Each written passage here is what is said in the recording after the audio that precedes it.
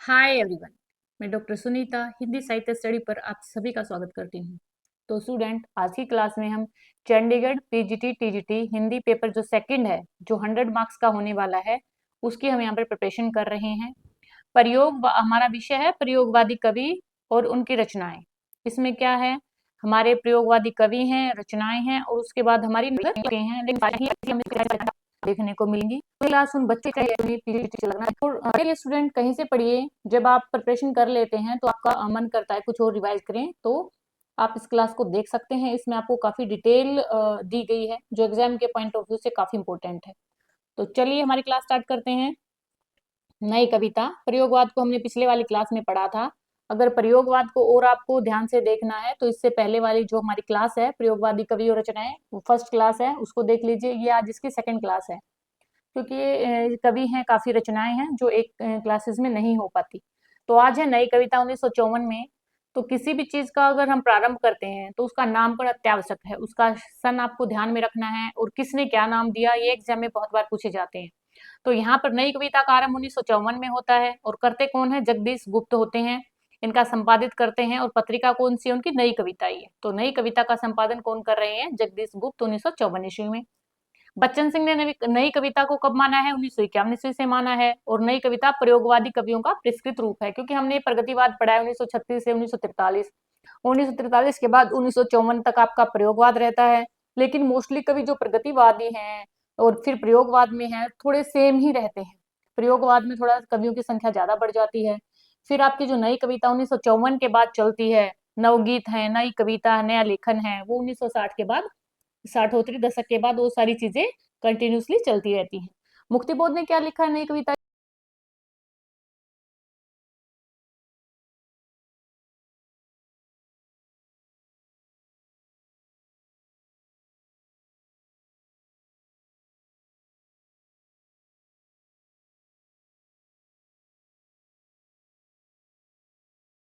के लिए? नई कविता वैविध्य में जीवन, मतलब बहुत सारी जिसमें विविधताएं हैं, उस जीवन के प्रति आत्मचेतस व्यक्ति की प्रतिक्रिया है। मतलब खुद की आत्मा की पुकार, या खुद से ही अभिव्यक्ति करना, अपने आत्मा की जागरूकता के बारे में बात करना। नई कविता का स्वर एक नहीं, विविध है, क्योंकि हम सामाजिकता की, धार्मिकता की कितनी सारी बातें कर चुके हैं। 1957 में हम आजाद हो जाते हैं, तो उसी समय की ये सारी चीजें हैं जहाँ पर बहुत सारे जीवन के पहलू होते हैं, जिसमें आपके किसान वर्ग आएगा, मजदूर वर्ग आएगा, सभी वर्ग की यहाँ पर बात की जाती है। तो आत्मचेतस के रूप में इसको रिप्रेजेंट किया गया है। डॉक्टर रामस्वरूप चतुर्वेदी ने लिखा है, नई कविता में समग्र मनुष्य की बात ही नहीं कही है, वरन मनुष्य के समग्र अनुभव खंडों को भी संयोजित किया गया है। कि सिर्फ एक मनुष्य तक की ही बात नहीं है, उनके जो अनुभव रहे हैं, उनका जो एक्सपीरियंस रहा है, उसमें भी नई कविता को शामिल किया गया है। डॉक्टर रामस्वरूप चतुर्वेदी ने भाषा, संवेदना और सर्जन, ये इंपॉर्टेंट है, ध्यान रखना, ये पुस्तक है डॉक्टर रामस्वरूप चतुर्वेदी की। भाषा, संवेदना और सर्जन पुस्तक में नई कविता के संदर्भ में लिखा है, आज की कविता को जांचने के लिए जो प्रास के रजत पास से मुक्त हो चुकी है, अलंकारों की उपयोगिता अस्वीकार हो चुकी है, छंदों की पायलें उतार चुकी है, काव्य भाषा का ही आधार शेष रह गया है। क्योंकि कविता के संगठन में भाषा प्रयोग की मूल केंद्रीय स्थिति है। कविता उत्कृष्ट शब्दों का उत्कृष्ट कर्म है। ठीक है। तो ये सारी चीजें मिलकर के एक नई कविता का निर्माण करते हैं। उन कवियों के बारे में, चेतना के बारे में हमें बताते हैं, उस समय की स्थिति क्या थी, वो सारी चीजें नई कविता में हमें देखने को मिलती हैं। ये सारे कोटेशन आपको ध्यान में रखनी है, एग्जाम में पूछी जा सकती है। विजय देव नारायण शाही ने कहा है कि नई कविता में लघु मानव की प्रतिष्ठा की है। नई कविता में दो तत्व हैं, एक तो क्या है, अनुभूति की प्रामाणिकता, और दूसरी बुद्धिमूलक यथार्थवादी दृष्टि। देखिए स्टूडेंट, ये डायरेक्ट आपके तर्क निष्कर्ष में भी पूछे जा सकते हैं। वो डायरेक्ट पूछेंगे कि नई कविता की विशेषताएं क्या है। इनमें से एक उठा देंगे और दो बाकी, कोई द्विवेदी का डाल देंगे, कोई भारतेंदु का डाल देंगे, कोई प्रगतिवाद की कोटेशन डाल देंगे, कोई प्रयोगवाद की डाल देंगे, तो उसमें पूछा जाएगा। तो अनुभूति, अनुभूति की प्रामाणिकता है, जो उनके अनुभव रहे हैं, है ना, उनकी अनुभूति रही है, उनकी आपको प्रत्यक्ष मिलेगा। और जो उनकी बुद्धि है, प्रत्यक्षवादिता, उन सब की चीजें नई कविता में इंक्लूड की गई हैं। नई कविता में कैक्टसवाद का जन्म होता है। ध्यान में रखिए, प्रगतिवाद में क्या था, प्रयोगवाद में क्या था। और ये प्रयोगवाद में कौन थे, हमारे फ्रॉइड थे, फ्रॉइड का अनुभव होता है प्रयोगवाद में। और आपका प्रगतिवाद में क्या है, मार्क्सवाद का है, ठीक है, मार्क्सवाद है। और अभी कैक्टस आपका कौन सा है, नई कविता है। तो ये छोटी छोटी चीजें आपको देखनी है। नई कविता में कैक्टस प्रतीक रूप में अपनाया गया है, जो अदम्य उत्साह, जीवनाकांक्षा और अनगढ़ता का प्रतीक है। ध्यान में रखना है कैक्टसवाद की क्या क्या विशेषताएं हैं, जिसमें उत्साह रहता है, अदम्य है, जो जीवन की आकांक्षा है जिसमें, वो हमारा कैक्टसवाद के रूप में आया है। अब इसके कवियों की बात करेंगे जो काफी इंपॉर्टेंट है आपके लिए। सच्चिदानंद हीरानंद वात्स्यायन अज्ञेय का जीवन देखिए, 1911 में इनका बर्थ होता है। प्रथम काव्य संग्रह भगनदूत है, मोस्ट इंपोर्टेंट, आप नोट डाउन कर लीजिए अपनी कॉपी में। अंतिम काव्य संग्रह ऐसा कोई घर आपने देखा है। अज्ञेय के काव्य संग्रह है भगनदूत 1933 ईस्वी में। ये आपको ध्यान रखना है स्टूडेंट, बहुत बार अज्ञेय का जो ये रचनाएं हैं इतनी रिपीटेड हुई हैं बहुत बार, आपको यही से ही माइंड सेट करके चलना है कि मुझे आज ही अच्छे से पढ़ना है और अच्छे से इनको माइंड में लेकर जाना है।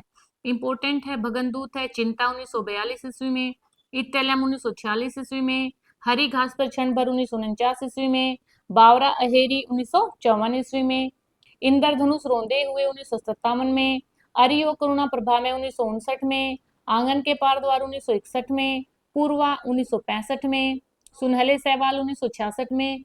कितनी नाव में कितनी बार भी बहुत बार एग्जाम में पूछी जा चुकी है, आपकी इंपॉर्टेंट रचना है, क्योंकि मैं उसे जानता हूँ 1969 में, सागर मुद्रा 1970 में, पहले मैं सन्नाटा बुनता हूँ 1973 में, महावृक्ष के नीचे 1977 में, नदी की बांध छाई 1981 में, ऐसा कोई घर आपने देखा 1986 में।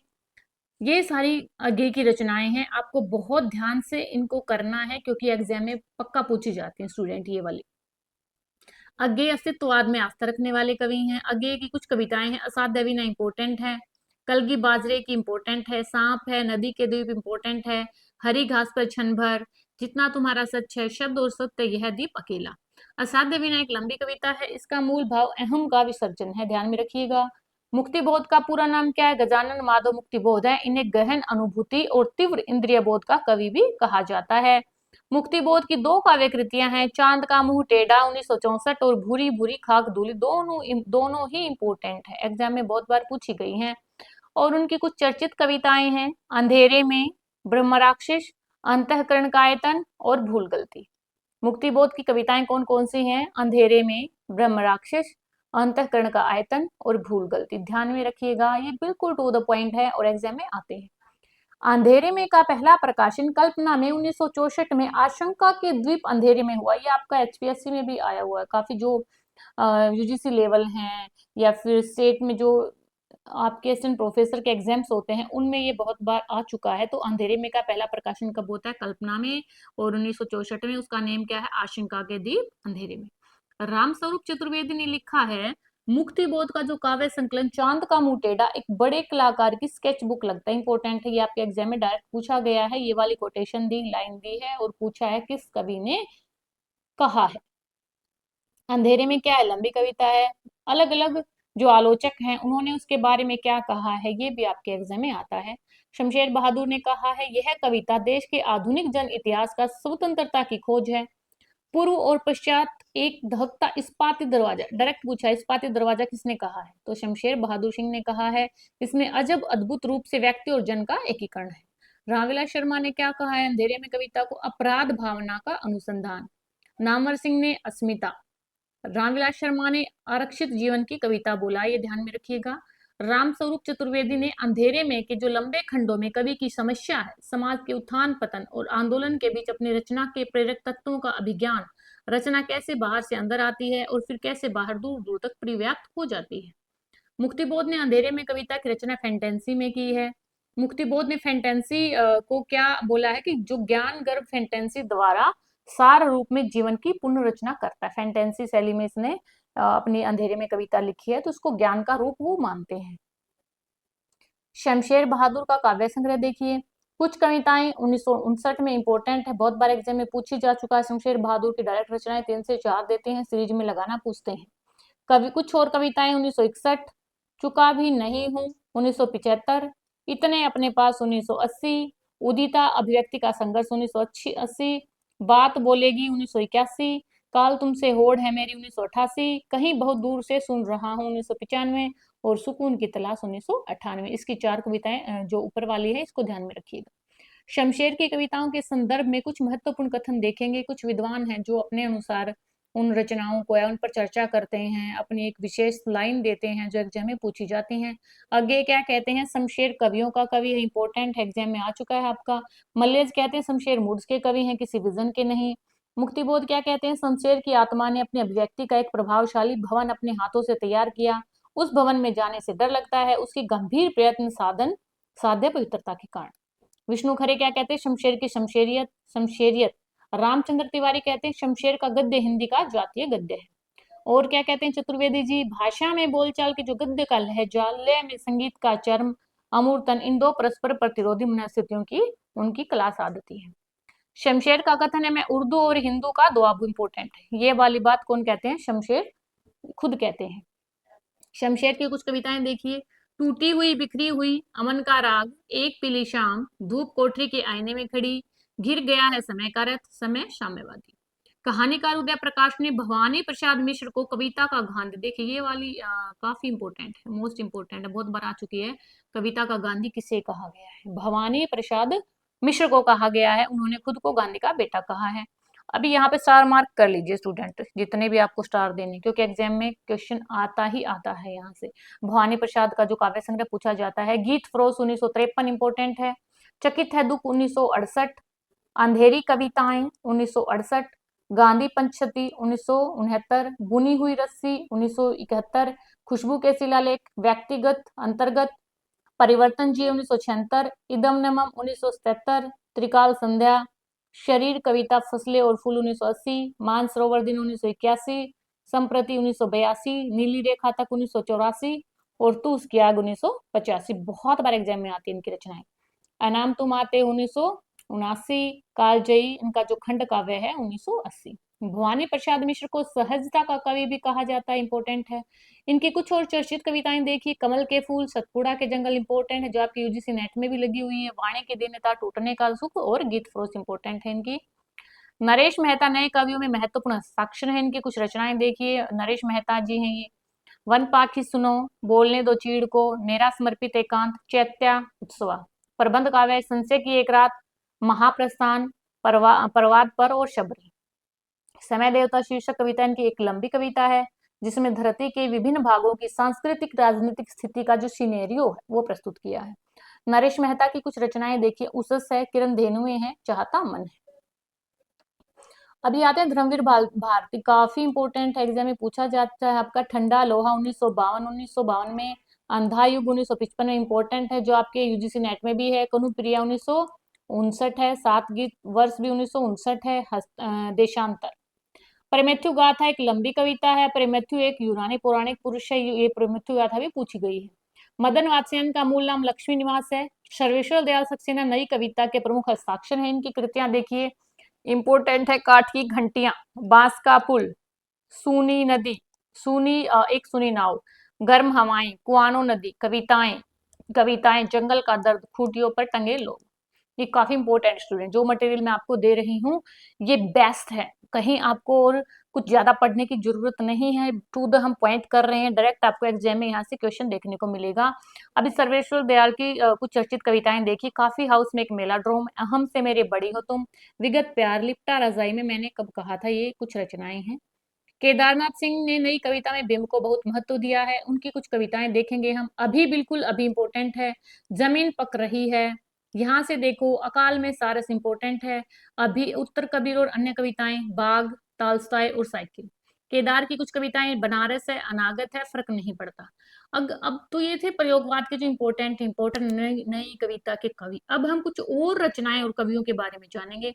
जैसे रामविलास शर्मा है, रूप तरंग 1956, सदियों के सोए जाग उठे, बुद्ध वैराग्य, प्रारंभिक कविताएं, और प्रभाकर माचवे का, जो आपके यूजीसी नेट में बहुत बार पूछा गया है, मेपल, सवरभंग, अनुक्षण। नेमितन चंद्र जैन है, अचानक हम फिर, एकांत। गिरिजा कुमार माथुर, मंजीर 1941, नाश और निर्माण 1946, धूप के धान, शिलापंख चमकीले, छाया मत छूना। भारत भूषण अग्रवाल का छवि के बंधन, जागते रहो, मुक्ति मार्ग। शकुंतल माथुर का चांदनी चूनर इंपोर्टेंट है। अभी और कुछ लहर नहीं टूटेगी। रघुवीर सहाय का इंपोर्टेंट है, रघुवीर सहाय। सीढ़ियों पर धूप में 1960 आत्महत्या के विरुद्ध आएगा, आत्महत्या के विरुद्ध। लगता है प्रिंटिंग में गड़बड़ हो गई। लोग भूल गए, विरुद्ध। लोग भूल गए 1982। कुछ पत्ते कुछ चिट्ठियां, कुछ पत्ते कुछ चिट्ठियां, ये विरुद्ध उधर आना था ना, चिट्ठियां इधर जाना है बेटा, ये इसको चिट्ठियां इधर आना है, कुछ पत्ते कुछ चिट्ठियां, ये प्रिंटिंग एरर है। 1967 हंसो हंसो जल्दी हंसो 1975, और ये चिट्ठियां 1989 में आएगा।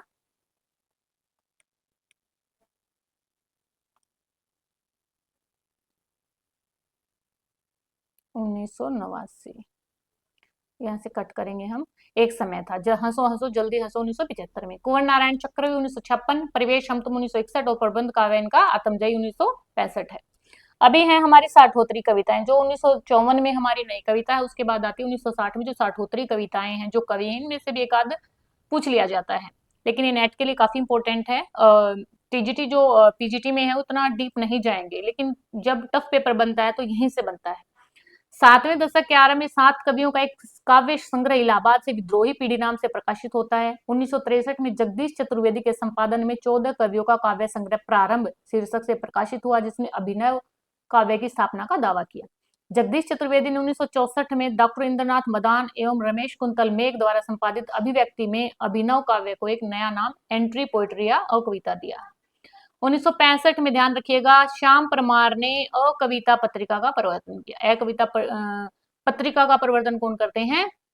श्याम परमार। 1965 में श्याम परमार की अकविता आंदोलन के प्रवर्तक हैं। अस्वीकृत कविता की स्थापना श्रीराम शुक्ल ने उत्कर्ष 1969 के माध्यम से की, ध्यान में रखिएगा। अकविता की स्थापना कौन करते हैं? श्रीराम शुक्ल करते हैं 1959 में, सॉरी 1969 में। हिंदी में बीट पीढ़ी, बंगाल की भूखी पीढ़ी के माध्यम से आया। हिंदी में बीट पीढ़ी का प्रवर्तक कौन करते हैं? राजकमल चौधरी करते हैं, ध्यान में रखिए। युयुत्सावादी कविता आंदोलन का प्रवर्तक शलभ श्रीराम करते हैं, ध्यान में रखिएगा। युयुत्सावादी कविता आपके ये यूपीएससी में भी आया हुआ है। 1965 में कलकत्ता से प्रकाशित युयुत्सा पत्रिका से। नव प्रगतिशील काव्य आंदोलन का प्रवर्तक कौन करते हैं? नवल किशोर करते हैं। आज की कविता का आंदोलन प्रवर्तन हरीश मदानी, हरीश मदानी। आज की कविता हरीश मदानी। 1967 में डॉक्टर रविंद्र भरमर द्वारा सहज कविता का आंदोलन किया गया। सहज कविता 1967 में कौन करते हैं? रविंद्र भरमर। संचेतना इंपोर्टेंट है। पत्रिका 1973 में विचार कविता विशेषांक के माध्यम से विचार कविता आंदोलन का प्रवर्तन होता है। संचेतना के संपादक कौन है? डॉक्टर महीप सिंह और नरेंद्र मोहन, ध्यान में रखिएगा। संचेतना 1973 में एग्जाम में आई हुई है आपकी संचेतना। ताजी कविता का प्रवर्तक लक्ष्मीकांत वर्मा। टटकी कविता इंपोर्टेंट है, रामवचन राय। कैप्सूल कविता, ये सारी इंपोर्टेंट है स्टूडेंट, ध्यान में रखनी है आपको। कैप्सूल या सूत्र कविता ओंकारनाथ त्रिपाठी। और कुछ अब इनके कुछ काव्य संग्रह हम देखेंगे। कवि हैं जगदीश गुप्त। नाव के पांव, शब्द दंश, हिमबिंद, युग्म, छंदसती, आदि में कांत। आदि में कांत इनका एग्जाम में आ चुका है। दुष्यंत कुमार का सूर्य का स्वागत 1957 इंपोर्टेंट है। आवाजों के घेरे 1963। जलते हुए वन का वसंत, साय में धूप भी इंपोर्टेंट है। श्रीकांत वर्मा दिनारम 1967, माया दर्पण 1967, जलसा घर और मगध, इनकी रचनाएं बहुत बार एग्जाम में पूछी गई हैं। रामदर्श मिश्र कहते हैं बेरंग बेनाम चिट्ठियां, पक गई है धूप, कंधे पर सूरज, दिन एक नदी बन गया, शब्द सेतु, बारिश में भीगते हुए बच्चे। ये साठोत्तरी कविता के बाद के राइटर हैं। सुदामा पांडे धूमिल इंपोर्टेंट है। संसद से सड़क तक 1972 हमारे यूजीसी नेट के सिलेबस में लगी हुई है। कल सुनना मुझे 1976 और सुदामा पांडे का प्रजातंत्र 1984। चंद्रकांत देवताले कहते हैं हड्डियों में छिपा जबर 1973, दीवारों पर खून से 1975, लकड़ बग्गा हंस रहा है 1980, रोशनी के मैदान की तरफ 1982, भूखंड तप रहा है 1982। लक्ष्मीकांत वर्मा कहते हैं तुकंत और तीसरा पक्ष। लीलाधर जगुड़ी कहते हैं शंखमुखी शिखरों पर इंपोर्टेंट है। नाटक जारी है, नाटक आएगा ये, नाटक जारी है। इस यात्रा में रात अभी मौजूद है, बची हुई पृथ्वी, घबराए हुए शब्द, भय भी शक्ति देता है, अनुभव के आकाश में चांद, महाकाव्य के बिना ईश्वर की अध्यक्षता में। लीलाधर मंडलोई कहते हैं घर घर घुमा रात बिरात, मगर एक आवाज, काल बांका तिरछा, देखा अदेखा, ये इतनी इंपोर्टेंट नहीं है। कुमार विमल की इंपोर्टेंट है, एक छोटी लड़ाई 1980, रंग खतरे में 1982। विमल कुमार सपने में एक औरत से बातचीत, यह मुखौटा किसका है, पानी का दुखड़ा। वीरेन डंगवाल कहते हैं इसी दुनिया में 1991। राजेश जोशी कहते हैं समरगाथा, एक दिन बोलेंगे पेड़, मिट्टी का चेहरा, नेपथ्य में हंसी इंपोर्टेंट है। इनकी दो पंक्तियों के बीच भी इनकी इंपोर्टेंट है ये वर्तनी, ये आपके एग्जाम में आ चुकी है। मंगलेश डबराल कहते हैं पहाड़ पर लालटेन इंपॉर्टेंट है, घर का रास्ता हम जो देखते हैं, आवाज भी एक जगह है, मुझे दिखा एक मनुष्य। अरुण कमल कहते हैं अपनी केवल धार इंपॉर्टेंट है, बहुत बार एग्जाम में पूछी गई है ये। सबूत, नए इलाके में, पुतली में संसार। प्रयाग शुक्ल कहते हैं यह लिखता हूँ बीते कितने बरस, कविता। रमेश चंद्र शाह कछुए की पीठ पर, हरिश्चंद्र आओ, नदी भागती आई, प्यारे मुचकुंद, देखते हैं शब्द भी अपना समय, आलोक धनवा, दुनिया रोज बनती इंपॉर्टेंट। श्री राम शर्मा का कालपात्र। अब आते हैं, ये तो कवियों की बात है, अब कुछ कवियत्रियां भी हैं जो साठोत्तरी कविता में एक्टिव होती हैं, अपनी बात सामने दुनिया की रखती हैं। उसमें महिलाएं हैं, कात्यायनी है, चेहरे पर आंच, सात भाइयों के बीच चंपा, पौरुषपूर्ण समय में, जादू नहीं कविता, राख अंधेरे की बारिश में। अनामिका इंपॉर्टेंट है, आ चुकी है एग्जाम में। गलते पत्तों की चिट्ठी, बीजाक्षर, समय के शहर में, अनुष्टुप, कविता में औरत, खुरदरी हथेलियां, मैत्री पुष्पा, लकीरें। गगनगिल, एक दिन लौटेगी लड़की, अंधेरे में बुढ़ा, यह आकांक्षा समय नहीं, थपक थपक दिल थपक थपक। अर्चना वर्मा, कुछ दूर तक, लोटा है विजेता। पद्मा सचदेव, मेरी कविता मेरे गीत। जया जादवानी, मैं शब्द हूँ अनंत संभावनाओं के बाद भी। गीताश्री कहती हैं कविता जितना हक, और वर्तिकानंदा कहती हैं मर जाने। ये कुछ कविताएं हैं। अब कुछ हम उनकी जो इंपॉर्टेंट काव्य पंक्तियां हैं जो बिल्कुल टू द पॉइंट है, जो बहुत बार आपके एग्जाम में पूछी गई है, उन पर बात करेंगे। आगे क्या कहते हैं, वही परिचित दो आंखें ही चीर माध्यम है, सब आंखों से सब दर्दों से मेरे लिए परिचय का। दूसरा है, यह दीप अकेला स्नेह भरा है, गर्व भरा मदमाता, पर इसको भी पंक्ति दे दो, किंतु हम है दीप। ये डायरेक्ट एक एक लाइन देकर आपको एग्जाम में पूछ सकते हैं।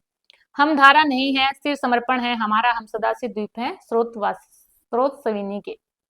हम निहारते रूप कांच के पीछे, हाँफ रही मछली इंपॉर्टेंट है। सांप तुम सभ्य हुए नहीं, ये भी इंपॉर्टेंट है। नगर में बसना तुम्हें नहीं आया, अब कैसे सीखा हुस्ना जिस कहाँ पाया। मुक्तिबोध क्या कहते हैं, हर एक छाती में आत्मा अधीरा है, प्रत्येक सुस्मित में विमल सदा नीरा है, मुझे भ्रम होता है कि प्रत्येक प्राणी में महाकाव्य पीड़ा अंधेरे में। ओ मेरे आदर्शवादी मन, ओ मेरे सिद्धांतवादी मन इंपॉर्टेंट है। मर गया देश, अरे जीवित रह गए हम तो, अब अभिव्यक्ति के सारे खतरे उठाने ही होंगे, तोड़ने होंगे मठ और गढ़, सभी इंपॉर्टेंट है। कविता में कहने की आदत नहीं है, पर कह दूं वर्तमान समाज चल नहीं सकता, पूंजी से जुड़ा हुआ हृदय बदल नहीं सकता, इंपॉर्टेंट है। खोजता हूँ पठार पहाड़ समुद्र, जहां मिल सके मुझे मेरी वह खोई हुई परम अभिव्यक्ति, अनिवार्य आत्मसंभावना। शमशेर बहादुर सिंह क्या कहते हैं, चुका भी हूं मैं नहीं कहा किया मैंने प्रेम, अभी जब करूंगा प्रेम पिघल उठेंगे युगों के भूदर, उफन उठेंगे सात सागर, किंतु मैं हूं मौन आस। बात बोलेगी हम भेद नहीं खोलेगी बात ही, गिर गया समय का रथ कहीं, इंपॉर्टेंट है स्टूडेंट, ये वाली बातें काफी इंपॉर्टेंट है, एग्जाम में बहुत बार पूछी गई है। भवानी प्रसाद मिश्र कहते हैं जी हाँ हजूर, मैं गीत बेचता हूँ, मैं तरह तरह के गीत बेचता हूँ, इंपॉर्टेंट है। टूटने का सुख, बहुत प्यारे बंधनों को आज झटका लग रहा है, टूट जाएंगे कि मुझको आज खटका लग रहा है, इंपॉर्टेंट है। सतपुड़ा के घने जंगल, नींद में डूबे हुए से ऊँघते अनमने जंगल। धर्मवीर भारती कहते हैं सृजन की थकन भूल जा देवता, अभी तो पड़ी है धरात बनी, इन फिरोजी होठों पर बर्बाद मेरी जिंदगी। रघुवीर सहाय क्या कहते हैं, राष्ट्रगीत में भला कौन में भारत भाग्य विधाता है, फटा सुथन्ना पहने जिसका हर गुण चरना गाता है। मैं अपनी एक मूर्ति बनाता हूँ, एक ढाता हूँ, और आप कहते हैं कि कविता है। सर्वेश्वर सक्सेना जी क्या कहते हैं, सर्वेश्वर दयाल सक्सेना क्या कहते हैं, लीक पर वे चले जिनके चरण दुर्बल और हारे हैं, हमें तो हमारी यात्रा से बने अनिर्मित पंथ प्यारे हैं।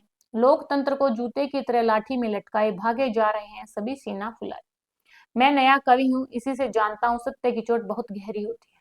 केदारनाथ जी क्या कहते हैं, मैंने जब भी सोचा मुझे रामचंद्र शुक्ल की मुझे याद आई, इंपॉर्टेंट है, बहुत बार एग्जाम में आ चुका है। मैं पूरी ताकत के साथ शब्दों को फेंकना चाहता हूँ, दोनों इंपॉर्टेंट है इनकी। ये तो थी हमारे प्रयोगवाद कवि। अब है हमारे जो समकालीन कवि, उनकी कुछ कवि पंक्तियां देखेंगे। दुष्यंत कुमार क्या कहते हैं, हो गई है पीर पर्वत सी पिघलनी चाहिए, इस हिमालय से कोई गंगा निकलनी चाहिए, सिर्फ हंगामा खड़ा करना मेरा मकसद नहीं, मेरी कोशिश है कि ये सूरत बदलनी चाहिए। मत कहो आकाश में कोहरा घना है, यह किसी की व्यक्तिगत आलोचना, इंपॉर्टेंट है। सुदामा पांडे धूमिल क्या कहते हैं, यह जनतंत्र है जिसकी रोज सैकड़ों बार हत्या होती है और हर बार एक भेड़िए की जुबान पर जिंदा, इंपॉर्टेंट है। मेरी निगाह में न कोई छोटा है न बड़ा है, मेरे लिए हर आदमी एक जोड़ी जूता है और मेरे सामने मरम्मत के लिए खड़ा है, इंपॉर्टेंट है। नवगीत, अब देखिए, ये तो थी सारे पंक्तियां जो एग्जाम से मोस्ट मोस्ट इंपॉर्टेंट है, जो बिल्कुल सिलेक्टेड है। हिंदी में नवगीत क्या है, परंपरा का आरंभ सबसे पहले कौन कहते हैं, राजेंद्र प्रसाद है, 1958 में संपादित गीतांगिनी शीर्षक से नवगीत संकलन माना जाता है, और डॉक्टर गणपति चंद्र गुप्त ने राजेंद्र प्रसाद को हिंदी नवगीत का प्रवर्तक माना है। गणपति चंद्र ने राजेंद्र प्रसाद को नवगीत का प्रवर्तक माना है।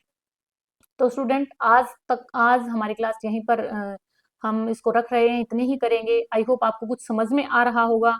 अगर आपको कुछ नहीं समझ में आ रहा है तो स्लाइड को पॉज करके जो ये स्लाइड्स हैं इनको अच्छे से पढ़ लीजिए, कहीं राइट डाउन कर लीजिए, बाद में रिवाइज करने में आपकी हेल्प होगी। जो समय से पहले रहता है वो हर एग्जाम में भी अच्छा करता है। तो अपना टाइम बनाइए, 5 से 6 घंटा निकालिए। जहां भी आप बिजी हैं, ऐसा कुछ नहीं है, हम सबके पास 24 आवर हैं, हम इजी से अपना टाइम निकाल सकते हैं। अगर आपने कुछ गोल सेट किया है, कुछ माइंड सेट है, तो आप डेफिनेटली कुछ अचीव करेंगे। लेकिन पढ़िए, क्योंकि पढ़ने के बगैर हमारी कोई इज्जत नहीं है। अभी आप देख रहे हैं ना, हमारे क्या चल रहा है एजुकेशन सिस्टम में। अगर आपको चेंजेस लाना है तो खुद में भी चेंजेस लाना पड़ेगा, एजुकेशन सिस्टम में भी चेंजेस लाना पड़ेगा। अकेले पढ़ने से नहीं, और भी बहुत सारी चीजें हमें देखनी पड़ेंगी। तो बी पॉजिटिव, अपना माइंड ओपन रखिए, जिसको सपोर्ट करना है उसको सपोर्ट कीजिए, लेकिन पढ़ते रहिए। किसी को गलत मत होने दीजिए कहीं पर भी। पढ़ के अपने एजुकेशन में अपना सेटअप कीजिए और अच्छे काम कीजिए, है ना। पढ़ना मीन्स स्टडी करना मीन्स एक अच्छा नागरिक बनना है। सबसे पहले हमें एक नागरिक बनना है। तो जहां भी रहिए पढ़िए, बट पढ़ते रहिए, अपने आप को एक स्टेप आगे बढ़ के बढ़ते रहिए। पढ़ेंगे तभी तो आप आगे बढ़ेंगे। तो हम सबकी शुभकामनाएं हैं, पढ़ते रहिए। और हमारे चैनल को भी सब्सक्राइब कीजिए, क्योंकि जो एजुकेशनल वीडियो हैं या आप जिसकी प्रिपरेशन कर रहे हैं, यूजीसी नेट है, पीजीटी है, टीजीटी हो, ये क्लास सबके लिए खास इंपॉर्टेंट है। लेकिन इस डेडिकेटेड इसीलिए क्योंकि जो एग्जाम हमारा अभी 2-3 मंथ में हो जाएगा, तो इसके लिए हम इसको डेडिकेटेड कर रहे हैं। तो हमसे जुड़िए, पढ़िए, कुछ समस्या है तो कमेंट कीजिए। तो थैंक यू, मिलते हैं नेक्स्ट वीडियो में।